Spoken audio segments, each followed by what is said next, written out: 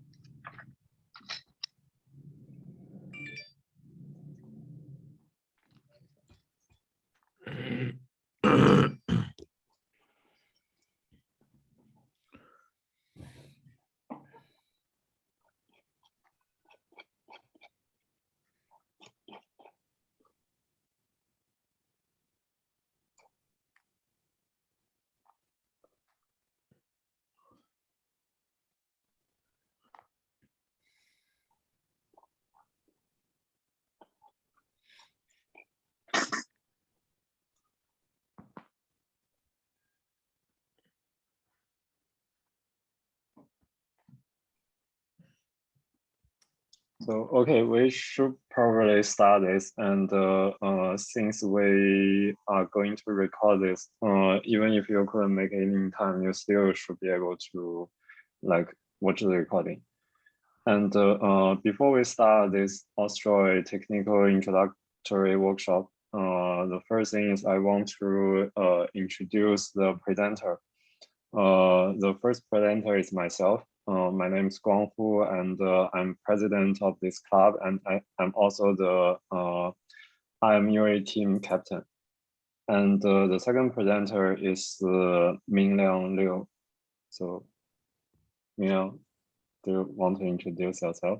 Hi everyone. I'm Mingliang, and I'm the RMUT team captain, and I'm a Master of Mechatronics Engineering student. Yeah, Guang. Yep. So at the beginning, I want to introduce you guys the whole agenda of this meeting, this workshop. So at first, we are going to introduce the whole structure of the competition we are participate in, and then we will take each competition into details. So explain the competition rules, and also explain what we need to have in the competition, and also what the team currently already have. And we might go through a bit of technical detail during the process, and at the end we will have we will list all the available positions for this year, and also have a Q&A section if you have any questions. So let's start. As you all might know, that the Ausdroid student, the Ausdroid robotic AI and robotic club is built based on the Team Ausdroid, and the Team Ausdroid was originally participated in international robotic AI challenge, which now becomes the RMUA, and is one part of the RoboMaster series. So basically, the RoboMaster series has 4 different competitions. The first is the RMUC, the RoboMaster University Champion. And we have RMUA, RMUL, and RMUT. And for this club, we don't really have enough resource or the manpower to participate in the first one. So we choose the RMUA, RMUL, and RMUT to participate. So all of this, all of those competitions are related with, are hosted by the company DJI, which is a very famous drone company. And they under a department called RoboMaster, which basically is built to host all those competitions. And now let's take a look on the first competition we are going to introduce, which is the RoboMaster University AI Challenge. So basically the Robot Master University AI Challenge, we call it RMUA, is about the autonomous agent design with functionality related with computer vision, localization, mapping, path planning, and motion planning. So basically robotic stuff and AI stuff. And then the competition contains both adversary and cooperative tasks. So basically, we in each of the competition we will have like 2 teams. So each team like compete with each other. So it's adversary. And for each team, you can have more than 1 robot, which means between your robot, you should cooperate with each other, try to like overtake another guy, the enemy. And the specific rule about the competition will be introduced later. The second thing is I want to let you guys know when the competition will be held. And we have like 3 very important deadlines. The first deadline is the technical proposal, which is already being done in the last year, December. So the technical proposal will give the hoster an idea of what are the techniques and algorithm we are going to implement it on our robots. And the second deadline is the technical report, which is due on 26th of March I think in about 2 weeks. And for the technical report, basically we need to like in detail listed all the tasks we need to do and how we tackle them, which algorithm we use, and what is the performance and analyze. Then by the way, we also need to like taking a video to demonstrate the capability of the robot. So that's the second deadline. The last one is the final competition. The final competition will be hosted in the ICRA, which is International Conference of Robotic and Automation. And normally the conference take place at the end of the May or early June. So it's around that time. And in this year, it will be, the conference will be hosted in Xi'an, China. But as you all might know that the Australian will still stay closed board around July. So until July, at least until July, which means we couldn't go there and we couldn't be there physically. So the hoster is working with others to say what's the alternative solution for the international teams. So we will update you guys later. And then the question is who are involved? So the hosts are the DJI company, which famous with drones, and the Robot Master Committee, which is one very important department under the DJI working with different robotic competition. And the other one is IEEE, which is ICRA conference. And the participating teams are from different universities all around the world, such as the UC Berkeley, Johns Hopkins, and other very famous university. We also have university from the US, the Korean, Japan, India, and some university from Europe. And why do we want to participate? Why do we want to join the team? Because by joining the team, you can participate in an international competition affiliated with ICRA, and also you can be a part of a large and complex project in a team, and then you can working with people from different backgrounds. For example, like the people from civil, people from hardware, and you will learn a lot of stuff. And then you can developing related knowledge and exploring the frontier related with AI and robotics. And the last one, I don't think it will happen this year, but it could possibly happen next year, is you can traveling around the world for free. Because we can get sponsorship from the department to cover our travel fee. And the next year, the competition will be held in Philadelphia, United States. So that's the high level picture about the computation.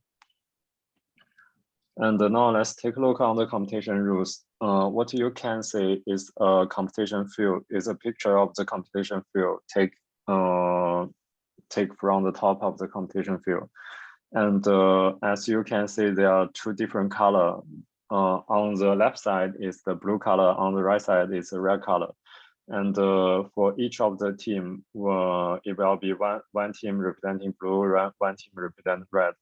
And for each of the team, they can deploy 2 robot maximum, which means you can like put only 1 robot here, or you can like have both robots in your area.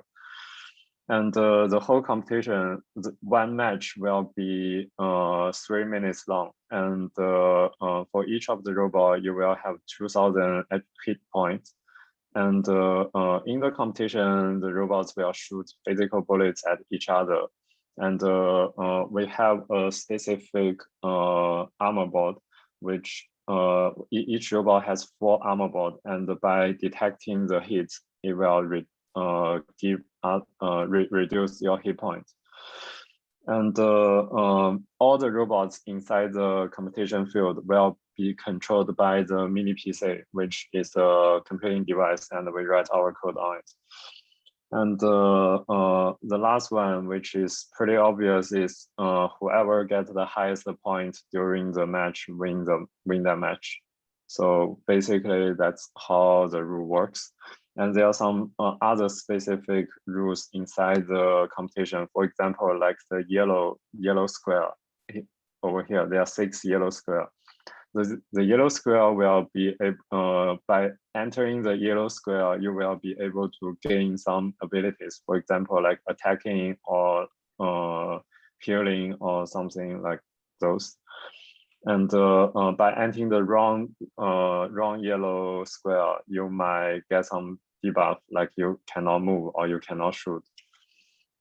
So basically, that's the rule of the RMUA competition. And then let's take a look on some details, on some technical details, which might help you understand more about the robot challenge we participated in. So I'm going to do this nice and quick, so we will be able to finish in time. If you consider the whole thing as a system, then how does our work fit in this system? Let's take a look on this. So on the one side over here, you have the whole environment, which is the competition field. And your robots will gain information from the competition field by sensors. All those sensors can include the camera, the LiDAR, and also some other sensors, including the message sending from the referee system, which means all the information you take in from the sensors. And then on this side, we have our mini PC, which is the place we write our code, mini PC.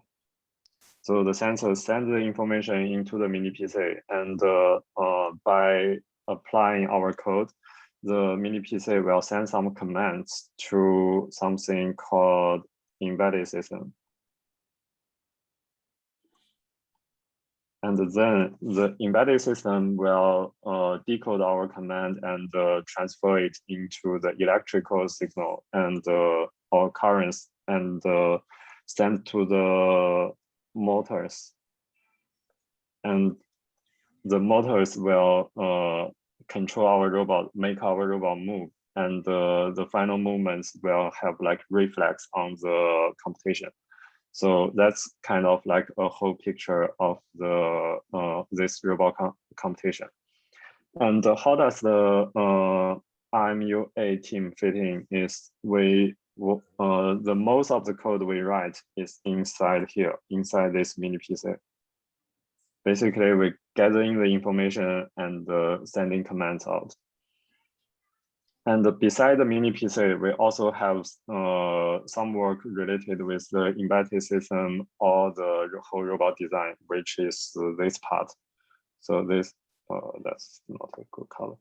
So this part, basically this is a hardware team inside the RMUA team. So they are going to work on the embedded system and also design a lot of mechanical parts to connect the motors or connect the sensors. And so basically, this is a system structure for the AI competition. And later on, when you take a look on other competition, it will be something similar as this. But the difference is you can switch this mini PC. In other competition, you can switch this mini PC with human operator. Or you can have like both human operator plus assistant mini PC. So that's how the high level picture fit in. By the way, if you have any question, please feel free to post it in the chat, or we will have someone to answer that. And then let's go back to the here. So the besides the system structure about the RMUA, we have something specified is the software structure. So let's take a look on the software structure, which is this part. Let's get rid of this. So if you guys remember what I told, the main software part, what we did is inside the mini PC, right? And then let's take a look on what's inside this mini PC. So inside mini PC, basically we have 3 different layers. The first layer, we call it a decision layer. And the middle layer, we call it a function layer. And the last layer, we call it a communication layer.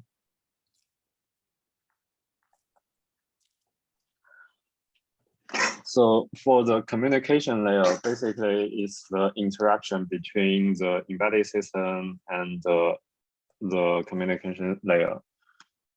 It will transfer whatever information we calculated, the command we calculated, and edit it, transfer it into the format which the embedded system can understand.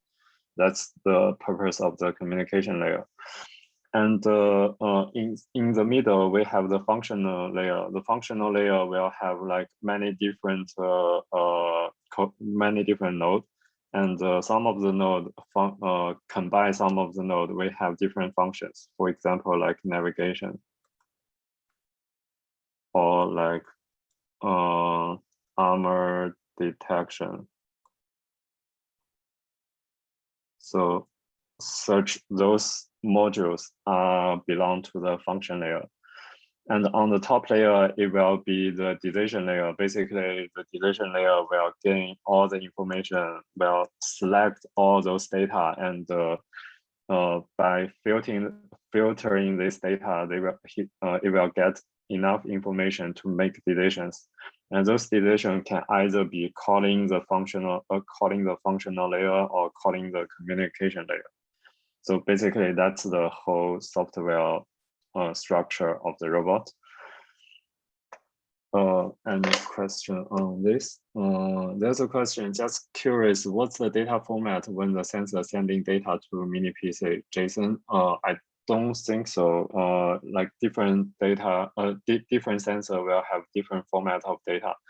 And for the LiDAR or the camera, they will have their specific data. And for the other information we gain from the embedded system, they also have a communication protocols. So it's like all different data. But what we can do is we use the communication layer to interpret those data and sending back some messages. And those messages are in the format of ROS message. So in this, that's the data type you are going to mainly work with.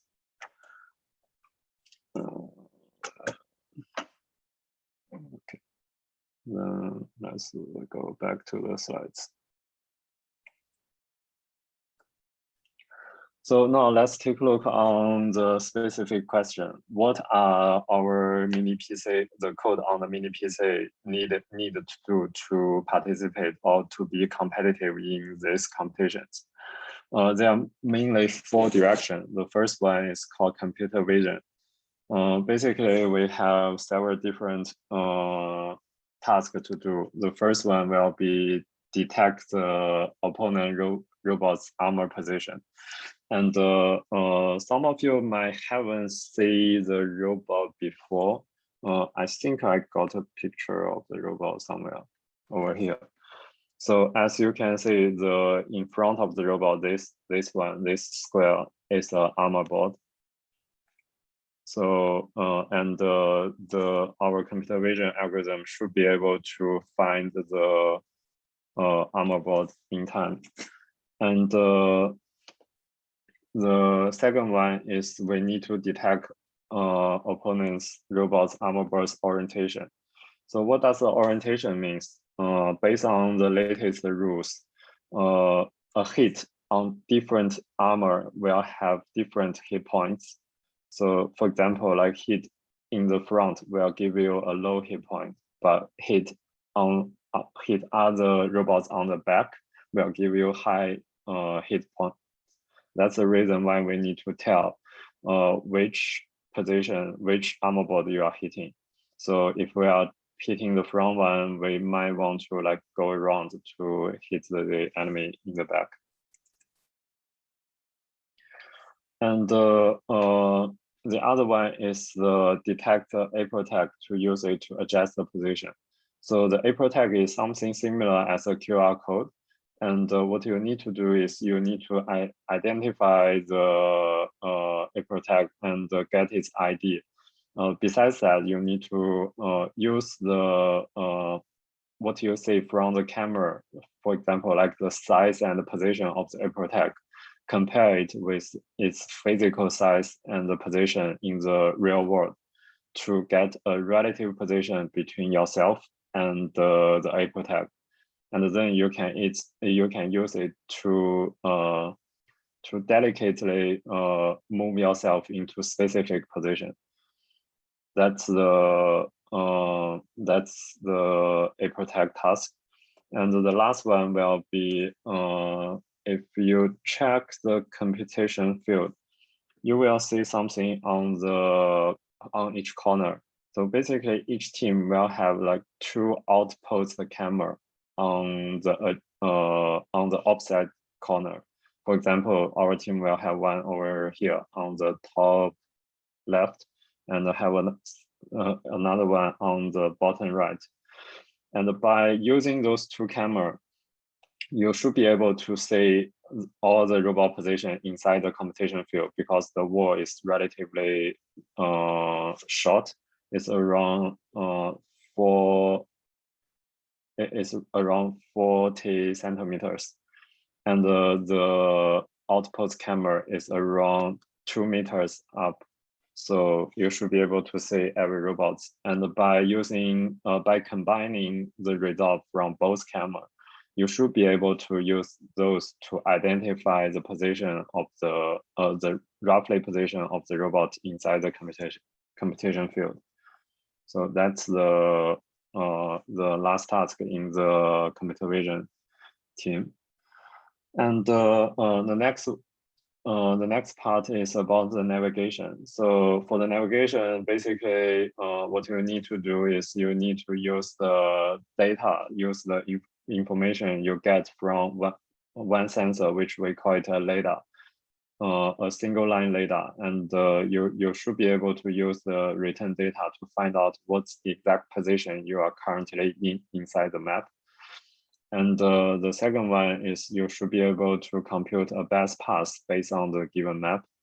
So like the path avoid all the static obstacles.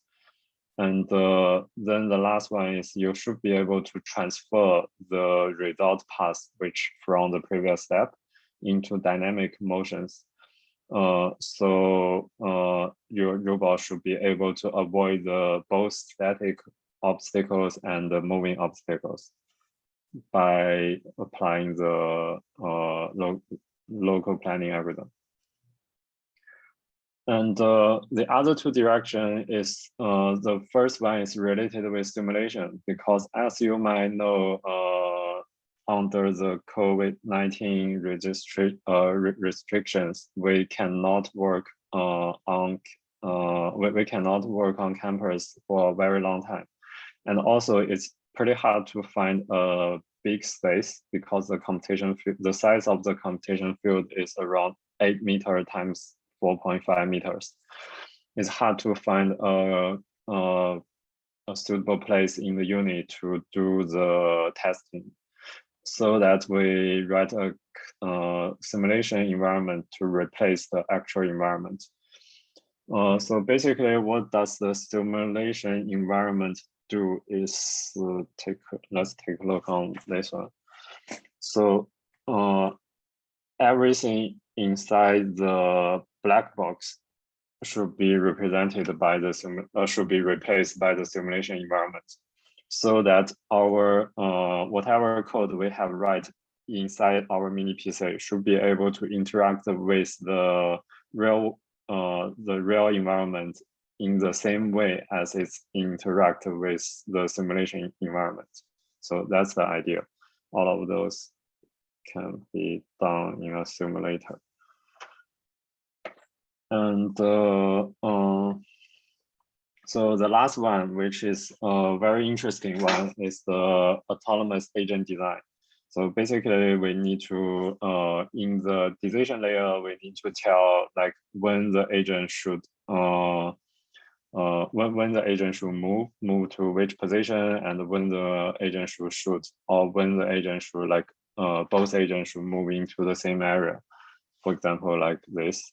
So all of those should be done within the autonomous agent part. And I think there's something wrong with the coloring, but it doesn't really matter. So what we have already is the CV part. We finished the first two tasks, and the third task is almost finished. And the fourth one haven't been tried yet. And for the navigation, all parts are done. So which means we have this one left. And for the other two direction, what we have now is in the color of red. So we haven't finished the referee system and the process of the match yet. And for the autonomous agent, since we haven't finished the simulation environment, it's pretty hard for us to tell whether the autonomous agent is working or not. So this part is also work in progress. And I think that's all about the technical details of the RMUA team. And if you are interested in joining the team, then here are some information. So to join this year's competition team, what you need to do is you need to have a solid background in the following domains, because if you guys still remember, the deadline is like in 2 weeks for the next deadline. So you need to have experiences in Unity 3D and iOS. iOS is called the robotic operating system. And you also need to, the iOS only works with the Linux system, which is can be done in Ubuntu machine. And you also need to have experiences in C++, the Ubuntu 18.04 with ARM architecture. And why this is important, because this is a structure on our mini PC, which is over here. And if you have some experiences in computer vision, we also welcome. And if you want to join the team next year, then to acquire the above backgrounds in the following few months will help. And we will starting to recruit for the team next year in I think in the second half of this year. So you still have a few months to try to learn all of them. You don't have to learn all of them. Try to learn some of them by yourself. And also we will host some related workshops and to tell you which are the specific topics we are working with, and then you can learn specific things related with those topics by attending those workshops and learn what you are at your free time. And I think that's all for the RMUA team. And I will going to explain in a few minutes about the RMUL team. So the RMUL team is based in China, and the game rule will be something similar as the RMUA, like two team and robot shooting at each other. The difference is one robot with one robot, and the competition field is around 5 meters times 5 meters. And the second difference thing is not controlled by the mini PC. And so basically we need to have an operator. And the idea is using the operator to control when the robot should move, when the robot should shoot, and using a help algorithm on the mini PC to help the operator to auto aim at the enemy robot's armor. And so the only thing, the only position we need is the operator. The operator need to have the following requirements. He or she need to be in China mainland because the competition happened there. And they have to get some understanding about the robot, and they need to be good at play the first-person shooting video games with mouse and keyboard, not the Joy-Con. So basically, that's the what we have related with RMUL. And now I'm going to pass it to the Ming Liang to talk about the RMUT competition and teams. Thank you, Guang. Hi, everyone. This is Ming Liang. I'm the captain of our RMUT team. Now I'm gonna talk about it. Well, RMUT is also held by DJI. Yeah, you heard about this from Guang. And different from RMUA, this competition mainly focus on hardware. So if you are from mechatronics or electrical engineering department, well, that's the place to be. And this competition is divided into 3 sub-competitions: engineering mining, standard racing, and smart firing, and dart targeting.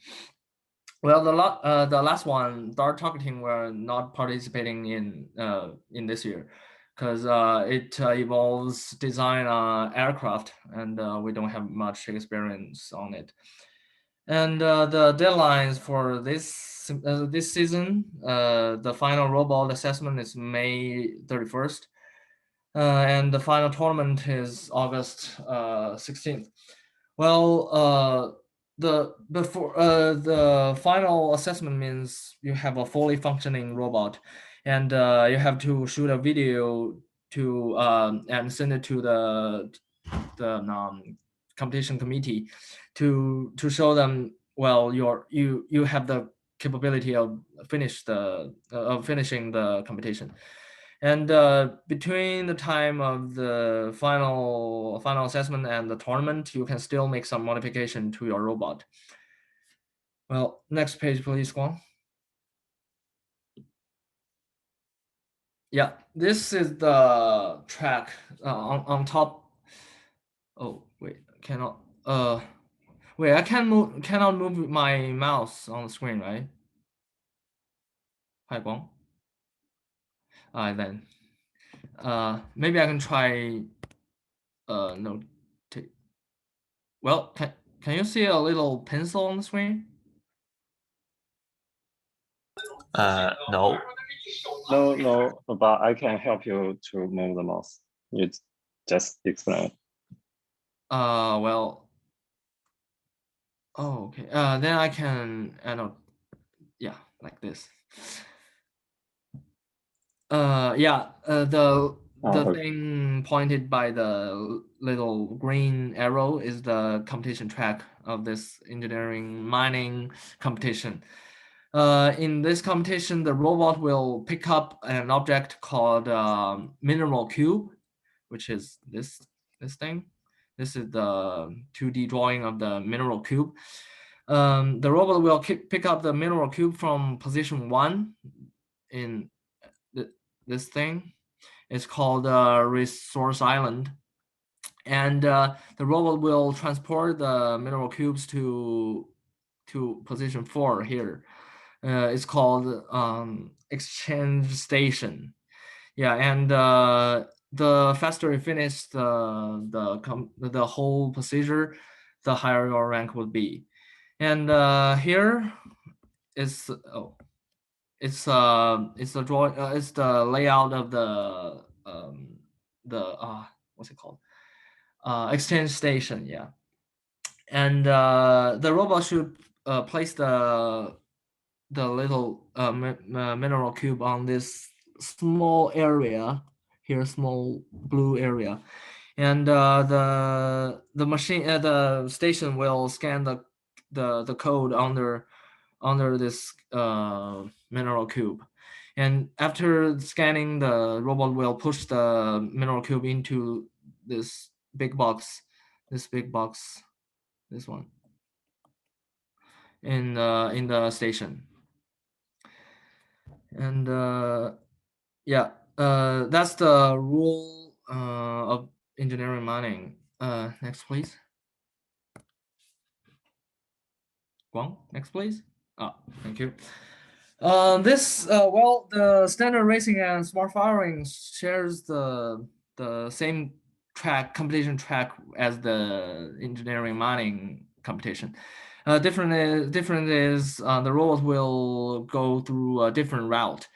In this competition, the robot will pass through position 10, 9, 8, and then finally arrive at 7 to shoot at object 1, this thing, to shoot this thing. This is called power rune. And during the competition, it will be rotating. So the robot should be able to track the target. And in this route, at position 9, you can see the black circle here. There's a gap. See, here is a height difference. So that means the robot should have a suspension system. Otherwise, you might crash when you slide through this gap. And same rule, the faster, the better. Go on next, please. That was all the rules or contents about the competitions. Now I'm gonna cover the skills we need to finish this competition. Well, obviously this is a more hardware-focused competition, so mechanical design is needed, and also you need to control the robot. You need to make it move. You need to make it shoot, and you need to make it pick up stuff. So embedded system. That's basically the development board, all the sensors, and motor control, all stuff like that. And for the standard racing and smart firing only, the robot needs computer vision because, I forgot to mention, these competitions are all operator needed. It's not like the RMUA competition where the mini PC decides everything the robot does. But like Guang said about RMUL, this one also this RMUT competition also requires operators. So when the operator is operating the robot remotely, it's kind impossible for them to to aim at a moving target. So we need computer vision to track and estimate the position of the power rune, the big target I said about in the smart standard racing and smart firing competition. So to accomplish this task, Linux obviously is like Guang said, we use the same mini PC. So Linux is the operating system, and well, OpenCV is the predominant computer vision development tool. So yeah, no surprise. And maybe I should talk about mechanical design and embedded too. In mechanical design, well, obviously you need to be aware of some of the typical designs, like how to connect a motor to a shaft, or maybe how to fix a shaft, and how to fix things with bolts and nuts and things like that. And also, maybe you need to design some moving mechanism. So yeah, some experience would help you a lot. And next is 3D printing. That's the predominant method of manufacturing our robot, because cheap is the most the cheapest and the most convenient way of prototyping. So yeah.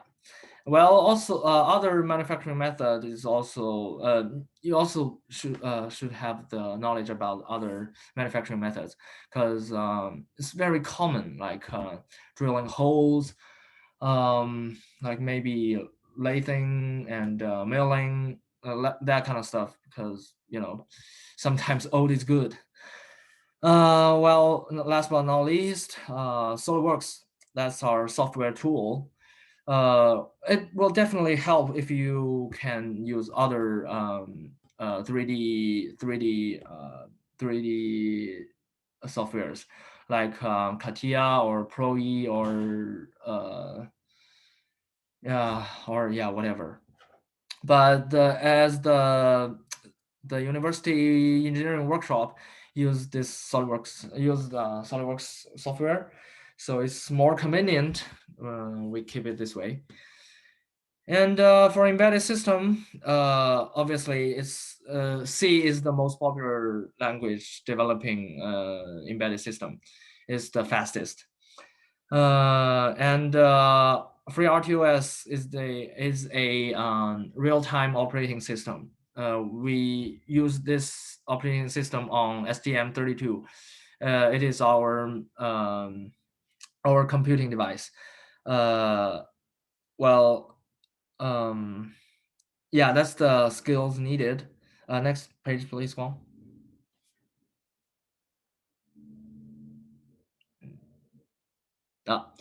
That's our current progress about of this competition. About standard racing and smart firing, because we want to use this robot to compete in RMUL.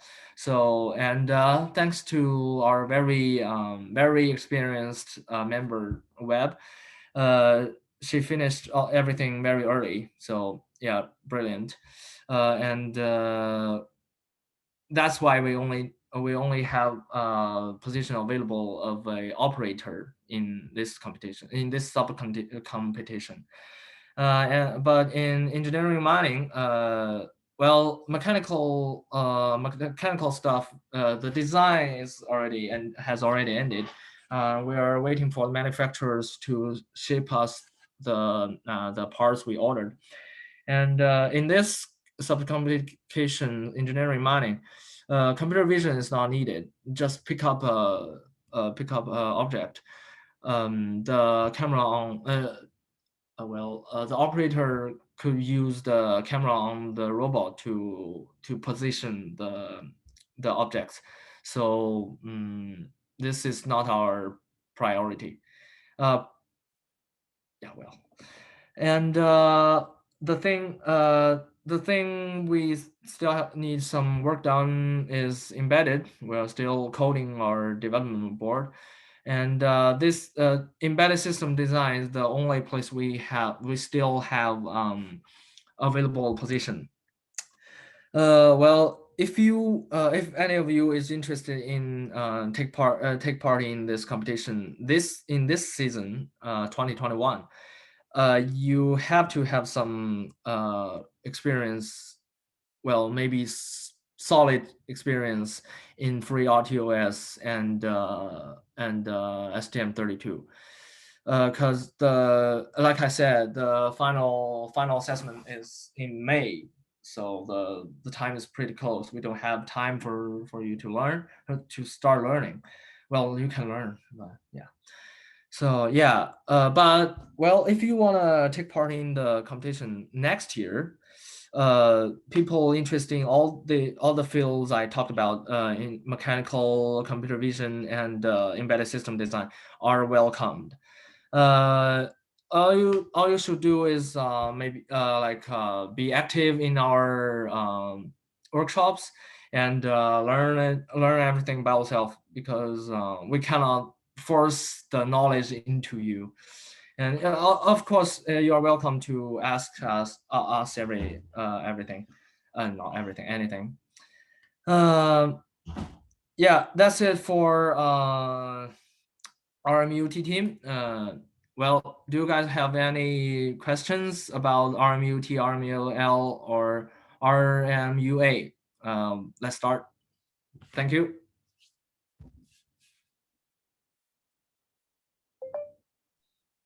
So, can you guys hear me? Yeah. Loud and clear. Okay. Yes. So this is a last page, and it's show all the opening position for this year's competition. And for the next year, as both Mingliang and me said, just attend the workshop and try to gain as much background knowledge as you can. And we will start our team selection phase in the later this year. And before we move on to the Q&A session, I think most of you haven't seen the robots closely. So let me open my video. Okay, so as you can see on that table, this is one of the AI robots. And so it can like moving to front, moving to back, moving to side without turning. And it also can like turn. So basically that's how the AI robot looks like. And this is the mini PC we are going to use. So it's pretty small and it's running the Linux ARM, Linux Ubuntu 18.04 and with ARM structure. And if you put the mini PC on the robot, the size comparison will look like this. So basically. And I think that's all for today's workshop. So if you have any question, please feel free to post it in the chat. Yeah, yes, I'm using my camera. So I should probably stop the sharing. Then you guys can see it bigger. Is it this?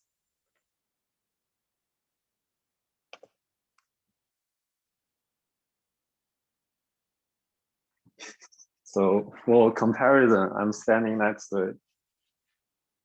So around this height. It's a pretty big robot.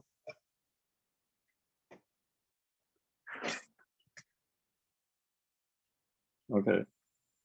So do you guys have any questions?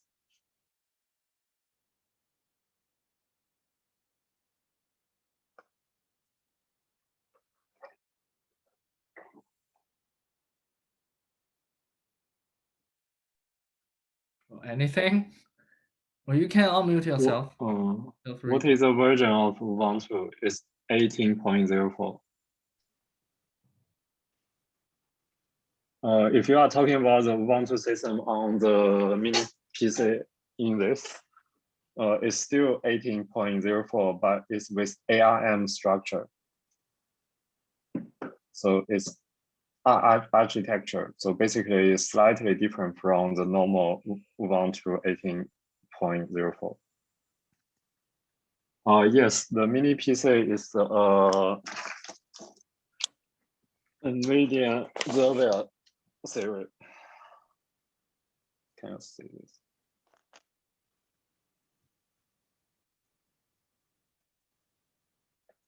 So we used to use the NVIDIA TX2, which we got a similar version over here.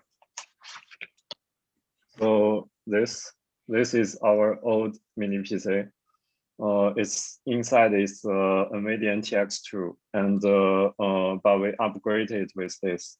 So basically, the computational power of the Xavier is 20 times than the TX2.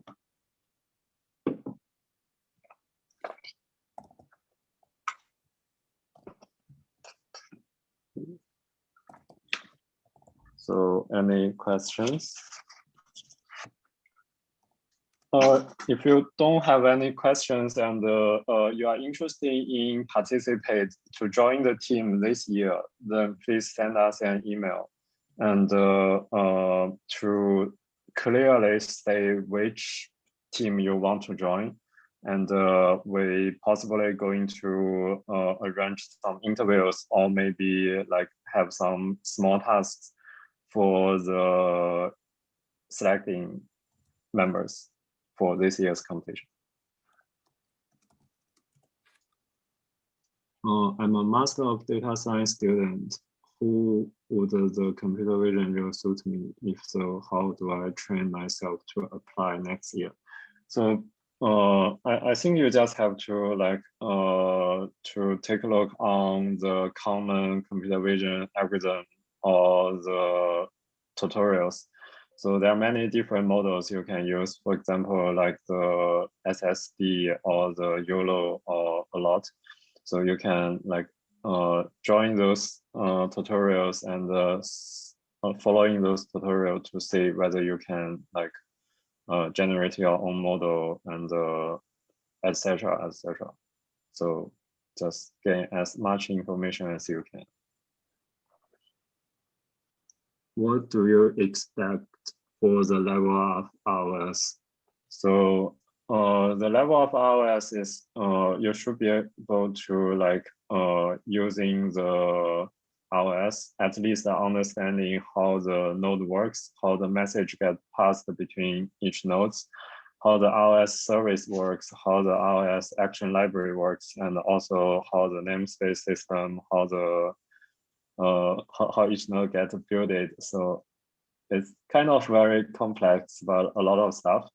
But for the ROS, the advantage is I think there's a available ROS tutorial called Tutor Bots. And it's a very common tutorial. So just follow that tutorial and start from the beginning to the end. Then you will possibly get enough information about ROS. Yeah, Tutor Bot.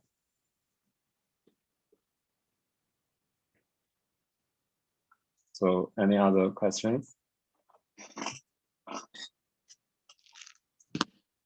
Hi, Bob. Yes.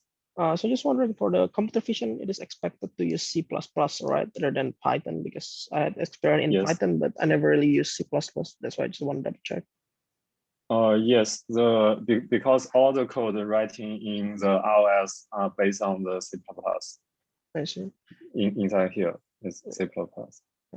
And just want to check as well, like, say I join to the group for the RMUA in the next batch, will I still have the chance to compete if I graduate in June, or is it's too late already? If you graduate in this year's June. Next year, June, next year. Next year, June. No, it won't be too late. Oh, I see. Yeah, so as long as you graduate like after this year's June, then you should be qualified. You will be eligible to join the competition next year. Because the competition in May, is it, or is it in? Yeah, it is in May, and like the registration is around March something later, April. Okay, thank you. No worries.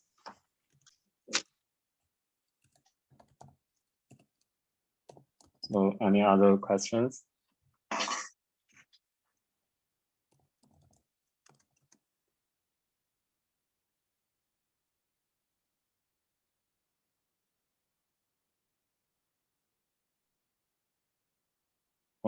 If you don't have any question, then we should possibly close this session. So thank you guys for attending. If you have any question like after this, please send us an email, or if you are already in the WeChat group, you can find the Ausdroid assistance, which is a official WeChat account. So you can talk to that account. And thank you guys for attending. So I think that's it. Have a good night. See you guys later. Good night. See you. Bye.